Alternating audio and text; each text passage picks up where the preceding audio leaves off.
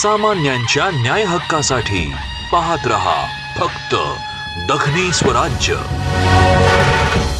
मादळमोही येथे art of लिव्हिंगचे आनंद अनुभूती शिबिर उत्साहात संपन्न।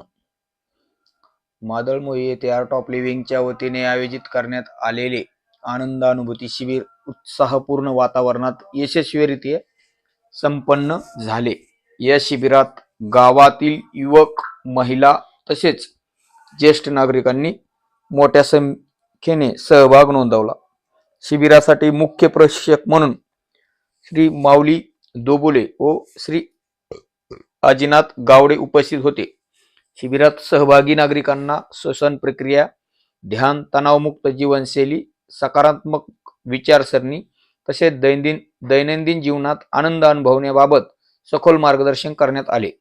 या शिबिरात शिबिरार्थ्यांना जगातील अत्यंत प्रभावी श्वसनतंत्र सुदर्शन क्रिया शिकवण्यात आली। या प्रक्रियेमुळे तणाव कमी होतो, नातेसंबंध सुधारतात तसेच प्रतिकारशक्ती वाढवण्यास मदत होते। शिबिरानंतर अनेक सहभागी नागरिकांनी मानसिक शांती, आत्मविश्वास आणि उत्साह वाढल्याची भावना व्यक्त केली।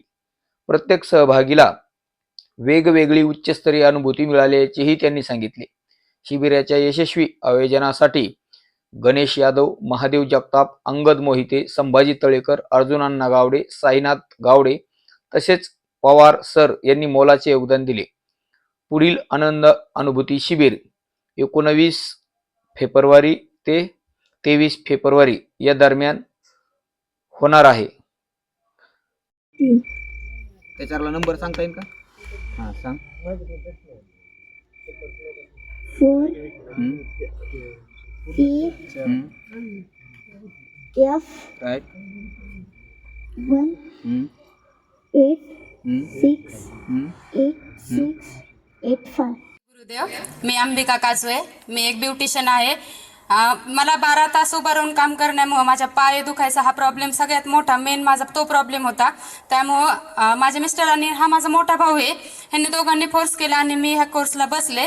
पहिल्यांदाच बसले मी, पण मला ह्या कोर्समध्ये कळत न कळत एवढे सुंदर अनुभव आले की मी ज्या दिवशी कोर्सला बसले पहिल्या दिवशी असं काही मला झालं नाही, पण ज्या दिवशी मी दुसऱ्या दिवशी ज्यावेळेस आपली सुदर्शन क्रिया चालू होती त्यावेळेस माझे पूर्णपणे हात पाय पूर्ण वाकडे झाले होते। अक्षरशः मला बसायला आणि खूप त्रास व्हायला लागला होता। मला असं वाटत होतं माझ्याकडून असं म्हणजे होतंय काय माझ्यासोबत, आणि दुसऱ्या दिवशी पण माझ्यासोबत तेच घडलं।